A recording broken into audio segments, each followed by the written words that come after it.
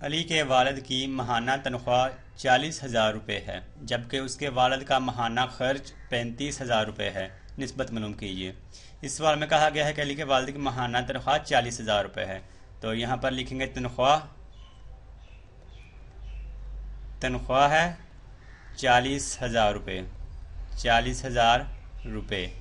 और उसके बाद कहा जा रहा है कि अली के वालिद का जो माहाना खर्च है वो 35,000 रुपये है। तो यहाँ पर लिखेंगे खर्च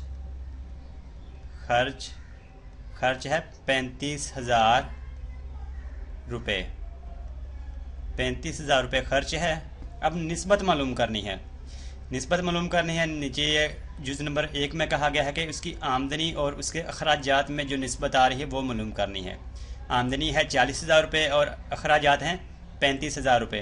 तो 40,000 और 35,000 में जो निस्बत आएगी वो मालूम करनी है। जुज़ नंबर 2 में बताना है कि जो उसके अखराजात हैं, जो उसकी बचत है, उसमें क्या निस्बत आ रही है वो मालूम करनी है। अखराजात उसके 35,000 हैं और बचत यहाँ पर नहीं बताई गई, तो यहाँ पर पहले बचत मालूम कर लेंगे। बचत क्या है, लिखेंगे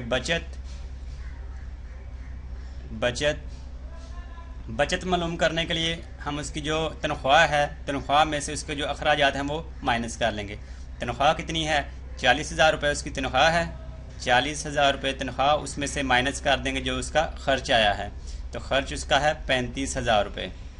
40,000 में से 35,000 माइनस करें तो बाकी रह जाएगा 5,000। तो 5,000 रुपये उसकी बचत है अली के वालिद की।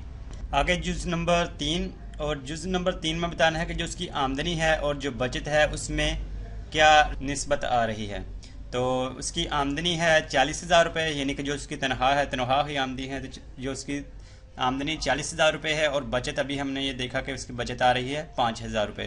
तो 40,000 रुपये और 5,000 रुपये में निस्बत क्या आ रही है वो भी इसमें जुज़ नंबर 3 में बताना है। पहले जुज़ नंबर 1 हल कर लेते हैं। और जुज़ नंबर 1 में कहा गया है कि आमदनी और अखराजात में निस्बत मालूम करनी है। आमदनी और अखराजात, यहाँ पर लिखेंगे आमदनी निस्बत मालूम करनी है, निस्बत की लामत, और उसकी निस्बत मालूम करनी है अखराजात से।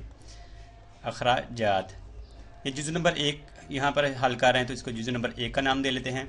आमदनी थी, यानी कि जो तनख्वाह है वो अली के वालिद की वो है 40,000 रुपये, 40,000 रुपये। और जो अखराजात हैं वो हैं 35,000 रुपये, 35,000 रुपये। तो इसको आसान शक्ल में तब्दील कर लेंगे। जैसा कि हमें पता है, हम कसरी शक्ल को निस्बत की शक्ल में भी लिख सकते हैं और जो निस्बत की शक्ल है उसको कसरी शक्ल में लिख सकते हैं। तो ये 40,000 निस्बत 35,000 है, इसको हम लिख सकते हैं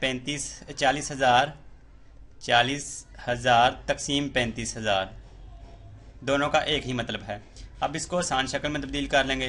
तो ये 40,000 के 3 ज़ीरो, ये 35,000 के 3 ज़ीरो से कैंसिल हो जाएंगे, बाकी रहेगा 40/35। तो 40 को भी और 35 को भी, दोनों को हम 5 से तकसीम कर सकते हैं। तो 5 को 8 से ज़रब किया तो 40, और 5 को 7 से ज़रब किया तो 35, बाकी रहेगा 8/7। अब हम 8 और 7 को, दोनों को किसी भी सेम नंबर से, एक ही नंबर से इसको तकसीम नहीं कर सकते। तो हमने जवाब लेके आना है निस्बत की शक्ल में निस्बत मालूम करनी है, इसलिए जो कसरी शक्ल है इसको वापस निस्बत की शक्ल में लिखेंगे तो ये लिखा जाएगा 8/7। आगे जुज़ नंबर 2, और जुज़ नंबर 2 में बताना है कि जो अखराजात हैं और जो बचत है उसकी आपस में निस्बत क्या आ रही है, अखराजात और बचत। तो यहाँ पर लिखेंगे अखराजात की निस्बत मालूम करनी है। अखराजात निस्बत बचत। अखराजात हैं उसके 35,000 रुपये, 35,000 रुपये अखराजात हैं, और बचत अभी हमने देखा था कि वो 5,000 रुपये आ रही है। यानी कि हमने जो उसकी आमदनी है, तनख्वाह है, 40,000 में से 35,000 माइनस किया तो बाकी रह गया 5,000 रुपये उसकी बचत आई थी। तो इसको भी आसान शक्ल में तब्दील कर लेंगे। जो ये कसरी जो है निस्बत की शक्ल, इसको पहले कसरी शक्ल में लिखेंगे। 35,000 निस्बत 5,000 है, इसको हम लिख देंगे तकसीम 5,000। 35,000 के जो 3 ज़ीरो हैं ये 5,000 के 3 ज़ीरो से कैंसिल हो जाएंगे, बाकी रहेगा 35/5। 35 को भी और 5 को भी हम 5 से तकसीम कर सकते हैं। तो 5 को 1 से ज़रब किया तो 5, और 5 को 7 से ज़रब किया तो 35, बाकी रहेगा 7/1।